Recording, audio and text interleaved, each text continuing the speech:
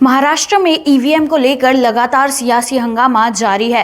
विधानसभा चुनाव में एमवीए को हार मिली है और वो ये हार स्वीकारने के लिए तैयार नहीं है। विपक्ष लगातार एमवीए की हार का ठिकरा ईवीएम पर फोड़ रहा है। तो अब विपक्ष ईवीएम यानी इलेक्ट्रॉनिक वोटिंग मशीनों की विश्वसनीयता के खिलाफ एक राष्ट्रीय विरोध की योजना बना रहा है। नमस्कार, मैं हूं प्राची खंडेलवाल और क्या है ये पूरा मामला, आइए आपको इस वीडियो में बताती हूं। तो महाराष्ट्र चुनाव में पिछले सप्ताह करारी हार झेलने वाली महाविकास आघाड़ी ईवीएम के खिलाफ प्रोटेस्ट करने की पूरी तैयारी कर रहे हैं। कांग्रेस और उद्धव ठाकरे साथ ही शरद पवार के नेतृत्व वाली शिवसेना और एनसीपी गुटों के गठबंधन वाली महाविकास आघाड़ी अब बैलेट पेपर्स को वापस लाने के लिए अदालत जाने की तैयारी में है। कांग्रेस प्रमुख मल्लिकार्जुन खड़गे ने 26 नवंबर को अमेरिका की तरह बैलेट पेपर पर वापस लौटने की मांग की है।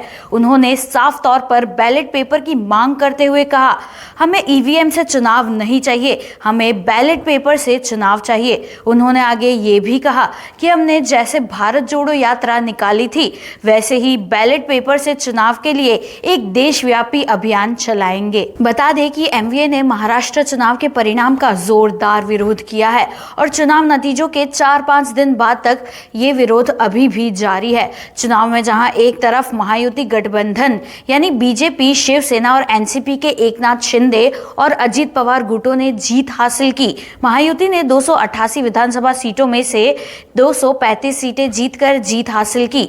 बीजेपी ने अपने दम पर 132 सीटें जीती, जो कि महाराष्ट्र चुनाव में उनका अब तक का सर्वश्रेष्ठ स्कोर है।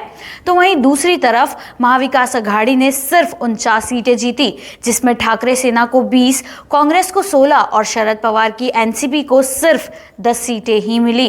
पवार की पार्टी ने 86 सीटों पर चुनाव लड़ा था और उन्होंने अपने हारने वाले उम्मीदवारों से वोटिंग नंबरों की पुष्टि के लिए वीवीपीएटी यानी voter verifiable paper audit trail के विश्लेषण का अनुरोध करने का आग्रह किया है। उनके पोते रोहित पवार सहित वरिष्ठ एनसीपी नेताओं ने वोट काउंटिंग के दौरान धोखाधड़ी का आरोप लगाया है और फिर एनसीपी की तरह कांग्रेस भी अपने कम स्ट्राइक रेट को लेकर नाराज है। पार्टी ने 101 सीटों पर चुनाव लड़ा और सिर्फ 16 पर ही जीत हासिल की। इस बीच ठाकरे सेना ने 95 उम्मीदवार उतारे लेकिन सिर्फ 20 सीटें ही जीती। विपक्षी गुट जिसने पहले भी ईवीएम का विरोध किया है, अपनी हरियाणा हार से ही ईवीएम से नाराज है। बता दें कि ये शिकायतें सुप्रीम कोर्ट के उस फैसले के बाद आई है जिसने अप्रैल में जब लोकसभा चुनाव हो रहे थे तब ईवीएम को सही ठहराया था। कोर्ट ने एक याचिकाकर्ता की बैलेट पेपर पर वापस लौटने की याचिका खारिज कर दी थी। कोर्ट ने कहा था कि जब विपक्ष चुनाव जीतता है तो दोषपूर्ण ईवीएम को चिन्हित नहीं किया जाता। वैसे देवेंद्र फडणवीस, जिनके अगले मुख्यमंत्री बनने की सबसे ज्यादा संभावना है, उन्होंने ईवीएम में धांधली के इन दावों पर तीखी प्रतिक्रिया देते हुए कहा, कांग्रेस ने झारखंड चुनाव जीता है। झारखंड में झारखंड मुक्ति मोर्चा और कांग्रेस जीते, वहां चुनाव निष्पक्ष था। लेकिन अगर हम महाराष्ट्र में बड़ी जीत हासिल करते हैं तो इसका मतलब यह है कि चुनाव आयोग पक्षपाती है और ईवीएम हैक की गई थी। साथ ही प्रधानमंत्री मोदी ने भी कांग्रेस की आलोचना की है। संसद के शीतकालीन सत्र से पहले बोलते हुए उन्होंने अपने प्रतिद्वंदियों पर लोगों द्वारा 80-90 बार खारिज किए जाने का आरोप लगाया था। वैसे ये तो आपको पता ही है कि ईवीएम को लेकर विवाद हर बड़े चुनाव के बाद सामने आता है। विपक्ष बीजेपी पर मशीनों को हैक करके जीत हासिल करने का आरोप लगाता है, तो वहीं बीजेपी लगातार इन दावों का खंडन करती है।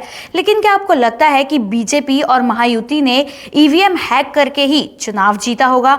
इस वीडियो पर आपकी राय हमें कमेंट बॉक्स में जरूर बताइए और सब्सक्राइब कीजिए न्यूज़ कनेक्ट। देश दुनिया की हर बड़ी खबर देखिए हर घंटे नई खबर के साथ सिर्फ आपके अपने चैनल न्यूज़ कनेक्ट पर। न्यूज़ कनेक्ट यानी खबरों से आपका कनेक्ट। न्यूज़ कनेक्ट को लाइक करें और सब्सक्राइब करें ताकि आप रहें हर वक्त हर खबर से अपडेटेड।